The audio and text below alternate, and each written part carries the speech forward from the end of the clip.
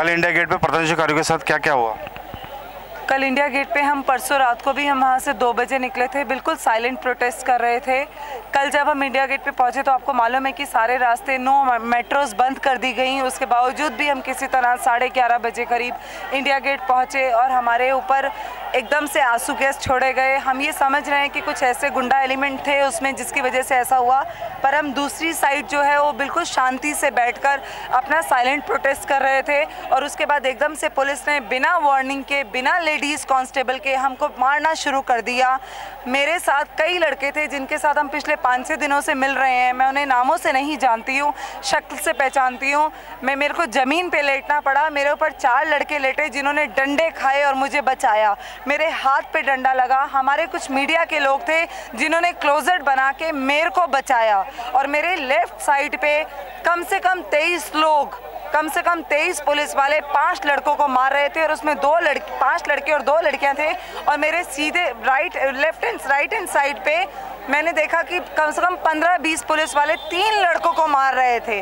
तो हमारा सिर्फ दिल्ली गवर्नमेंट से इतनी सी प्रार्थना है कि उन्होंने जो बिना ऐसे लॉ एंड ऑर्डर को हाथ में लेकर, दिल्ली पुलिस एक इंडिपेंडेंट आइडेंटिटी है, उन्होंने बिना किसी वार्निंग के हमें मारना पीटना शुरू कर दिया। उनके पास कोई विमेन कांस्टेबल नहीं थी। जो इनोसेंट महिलाएं हैं उनका क्या कसूर था? हम पे वाटर कैनन छोड़ा गया। हम रात को 9 बजे के करीब इंडिया गेट से निकलकर अपनी जान बचाकर वहाँ से निकले और किसी तरह हम मान सिंह रोड पर आए और हमने मैडम सुनने में आ रहा है कि इसके अंदर NSUI के भी कुछ कार्यकर्ता थे, ये क्या सही है? देखिए, इन सब बातों पे मैं कमेंट नहीं कर पाऊंगी क्योंकि हमें पॉलिटिकल पार्टीज़ का बहुत ज़्यादा मालूम नहीं है।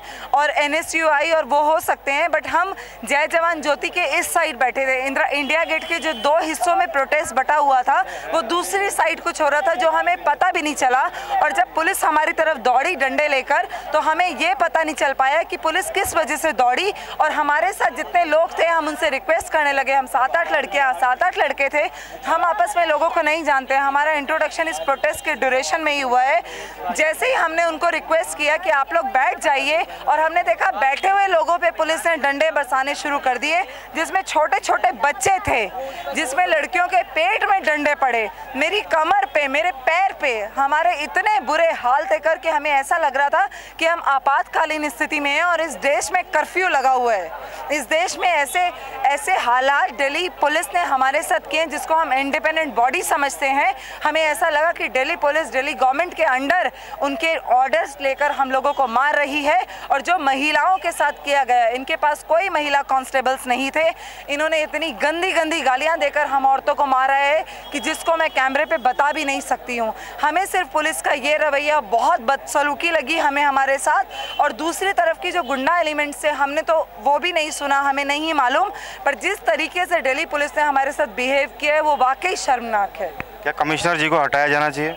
देखिए, कमिश्नर को हटाने से कोई सोल्यूशन होने वाला नहीं है। 6 रेपिस्ट एक लड़की को इस तरह रेप करते हैं कि उसका इंटेस्टाइन तक बाहर है, उसकी आते बाहर है, वो कुछ खा नहीं पा रही है। अगर वो जिंदा भी बच जाती है तो क्या उसकी ज़िंदगी होने वाली है, ये आप और मैं इमेजिन कर सकते हैं। मेरे डॉक्टर अथानी से आज से 3 दिन पहले बात हुई जब मैं सफदरजंग हॉस्पिटल गई और हमने डॉक्टर अथानी से बात करने की कोशिश की तो हमें पता चला, डॉक्टर अथानी ने खुद कहा कि ऐसा लगता है कि वो जो लड़की है उसका इंटेस्टाइन पूरा बाहर है। उसकी 5 सर्जरीज की गई हैं। कल से फिर टीवी में आ रहा है कि उसकी एक और सर्जरी की गई है। क्या ऐसा किसी भी महिला के साथ होना, आपको लगता है कि इससे देश का गुस्सा नहीं भड़केगा? आज जो प्रधानमंत्री टीवी पर आ रहे हैं और हमें कंसोलेशन दे रहे हैं, सांत्वना दे रहे हैं, क्या आपको लगता है कि इन सब से कुछ देश के लोगों का गुस्सा कम होने वाला है? गवर्नमेंट चाहती है, दिल्ली पुलिस चाहती है कि ये जो प्रोटेस्ट है ये अपनी नेचुरल डेथ मरे और इसमें लोग जो हैं वो कम से कम सड़कों पे आए। इसीलिए इस तरह का बर्बरतापूर्वक व्यवहार इन लोगों ने कल हमारे साथ किया, जो कि शर्मनाक है और जो कि ऐसा है जो कम से कम सोल्जर्स की बीवियां वहाँ पर जो थी, जो डिफेंस बैकग्राउंड फैमिली से आती हैं, जो अपनी नौकरियां करती हैं और नौकरी छोड़ के यहाँ पर प्रोटेस्ट करने आ रही हैं, जो अकेली महिलाएं सड़कों पे उतरी हैं, क्या उनके साथ दिल्ली गवर्नमेंट को और दिल्ली पुलिस को ऐसा करना चाहिए था? सरकार की तरफ से अभी तक क्या जवाब आया है? क्या आप लोग संतुष्ट हैं? देखिए, सरकार की तरफ से जो भी जवाब आ रहे हैं हम उस पर बिल्कुल संतुष्ट नहीं है। सरकार जो भी बोल रही है उस पर हम बिल्कुल संतुष्ट नहीं है, क्योंकि पार्लियामेंट सेशन, विंटर सेशन की डिमांड की गई जो कि मना कर दिया गया। एक कमीशन और बिठा दिया गया। पिछले 5 सालों से हम ऐसे कमीशंस देख रहे हैं जो एक हफ्ते के अंदर बनते हैं और 30 दिन के अंदर ख़त्म हो जाते हैं। तो सरकार से हम बिल्कुल असंतुष्ट हैं। आज मैं एलजी से अपॉइंटमेंट लेकर एलजी से मिलने गई, जबकि उन्होंने समय देने के बावजूद हमसे मिलने के लिए मना कर दिया। और उसके बाद हमें ऐसा लगा कि इस देश में ऐसी स्थिति है जहाँ पर इमरजेंसी के हालात हैं। एक गरीब आदमी जो 200 रुपये कमाने के लिए घर से निकला है, उसको भी ऐसे हालात में घर भेज दिया गया है कि तुम मजदूरी नहीं करोगे, आज अपने घर वापस जाइए। तो हमें जो ये डिक्टेटरशिप गवर्नमेंट की तरफ से आ रही है, ये बहुत बुरे हालात हैं। सोनिया गांधी जी का मनमोहन सिंह को पदाधिकारियों से मिलना चाहिए था।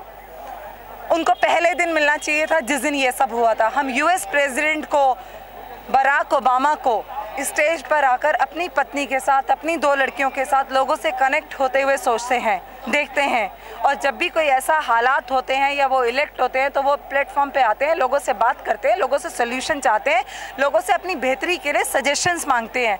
पर हमारे इंडिया के पॉलिटिशियंस इतने अनअप्रोचेबल क्यों हैं कि उनसे अपॉइंटमेंट लेने के बाद भी आप नहीं मिल सकते हैं। वो अपनी हाई प्रोफाइल पार्टीज़ में जाते हैं पर लोगों से मिलना नहीं चाहते हैं, कोई प्रेस कॉन्फ्रेंस करना नहीं चाहते हैं। जब पानी हद से आगे निकल जाता है तो उन्हें मारा पीटा जाता है और उन्हें कहा जाता है कि आप घर जाइए और घर में बैठिए, ये गवर्नमेंट हम चलाएंगे। आप लोगों की क्या अपील है प्रधानमंत्री से? हमारी प्रधानमंत्री से ना कोई अपील है ना कोई अपेक्षा है, क्योंकि हम इस गवर्नमेंट का फेलियर देख चुके हैं। हम इस पार्लियामेंट का फेलियर देख चुके हैं। और मैं आज बहुत क्लियरली यहाँ पर बोलना चाहूँगी कि अगर रेप पर कोई लॉ बन गया, ये गवर्नमेंट, ये पॉलिटिशियंस इसीलिए डरते हैं कि अगर रेप पर कोई लॉ बन गया तो 60% पार्लियामेंटेरियन जो है वो जेल के अंदर होंगे, क्योंकि मैक्सिमम एमएलएज आपके रेपिस्ट हैं। और ऐसे ही लोगों को इस देश में टिकट दी जाती है और ऐसे ही लोगों का सम्मान होता है। और गवर्नमेंट में ऐसे ही लोगों की जगह है जो लोग अपनी घर के लोग आर्मी में और नेवी में भेजते हैं। उन औरतों का इस समाज में कोई सम्मान नहीं है। आपका कहने का मतलब है कि राजनीति में ऐसा शोषण, महिलाओं के साथ शोषण चलता आ रहा है? देखिए, मैं महिलाओं के शोषण की बात नहीं करूंगी। शोषण और ये सब चीज़ें अपने हाथ में होती हैं आपके। आप किस लेवल पे जाना चाहते हैं और किस तरीके का व्यवहार अपना समाज के अंदर रखते हैं। मैं सिर्फ इतना कहना चाहूँगी कि जो पॉलिटिकल सिस्टम है वो बहुत ज़्यादा गंदा हो चुका है। सिर्फ एक मानसिकता जो उनकी पैसे कमाने की और पावर में आने की है, उसके अलावा अगर वो आगे उठकर कुछ सोचें तो शायद इस कंट्री में ऐसे हालात ना हो जैसे हम पिछले कुछ सालों में देख रहे हैं। अन्ना मूवमेंट के बाद लोगों को ये समझ में आया कि सड़क पर जाएंगे तो कम से कम मीडिया हमारी बात जो है वो लोगों तक पहुंचाएगा। पर आज भी अगर आप यहाँ पर खड़े लोगों से पूछें तो उनको वो बहुत क्लियरली इस बात को कहते हैं कि कुछ नहीं होने वाला है इस देश में, ये तो ऐसे ही चलेगा।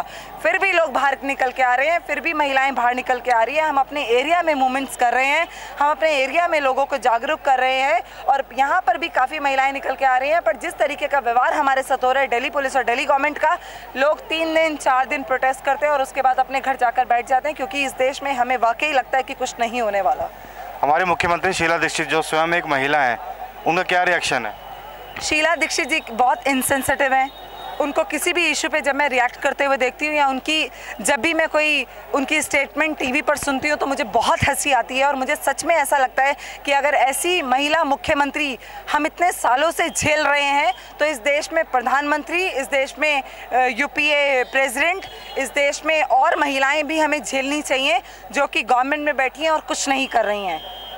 और मुख्यमंत्री अभी उनकी कल भी जो मैंने स्टेटमेंट सुनी वो बहुत इनसेंसिटिव है। हर बात पे वो कह देती हैं दिल्ली पुलिस मेरे अंडर नहीं आता है, मेरी ये जिम्मेदारियां नहीं है, दिल्ली का लॉ एंड ऑर्डर देखना मेरी जिम्मेदारी नहीं है। तो इस तरह की स्टेटमेंट अगर मुख्यमंत्री के मुंह से सुनने को मिलती है तो शायद हम सिस्टम का फेलियर तो छोड़ दीजिए, एक महिला होने का फेलियर सबसे बड़ा उनके माथे पे लगाना चाहिए। और उनको कहना चाहिए कि शीला दीक्षित जी, अगर ये रेप आप बस में जाके देखिए, अगर ये रेप आपके साथ हो तो आपको कैसा लगेगा?